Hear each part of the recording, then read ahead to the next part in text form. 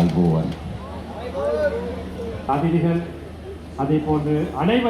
தமக்கென ஒரு இடம் அழகான வாழ்க்கை என்ற தொனிப்பொருளின் கீழ் நாடு முழுவதிலும் 31,218 புதிய வீடுகளை நிர்மாணிக்கும் தேசிய வேலை திட்டத்தின் ஒரு பகுதியாக வடக்கு மற்றும் கிழக்கு மாகாணங்களில் போரால் பாதிக்கப்பட்டு வீடுகளின்றி தவிக்கும் 2,500 குடும்பங்களுக்கான வீடுகளை நிர்மாணிக்கும் விசேட வேலை திட்டம் இன்று வெள்ளிக்கிழமை உத்தியோகபூர்வமாக ஆரம்பித்து வைக்கப்பட்டது.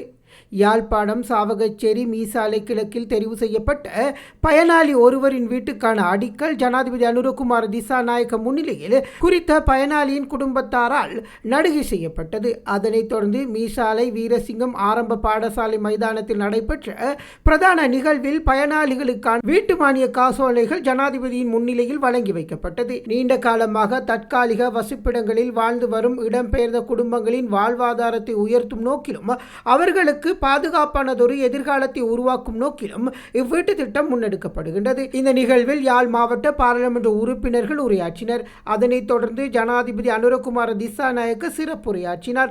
நிகழ்வில் கடற்றொழில் அமைச்சர் ராமலிங்கம் சந்திரசேகரன், வீடமைப்பு அமைச்சர் கலாநிதி MHM சுசில் ரணசிங்க, பொதுமக்கள் பாதுகாப்பு அமைச்சர் ஆனந்த விஜயபால, வடமாகாண ஆளுநர் நா வேதநாயகன், யாழ் மாவட்ட நாடாளுமன்ற உறுப்பினர்களான ஜே ராஜீவன், எஸ் ஸ்ரீபவனந்தராஜா, கானா இளங்குமரன் ஆகியோர் கலந்து கொண்டனர்.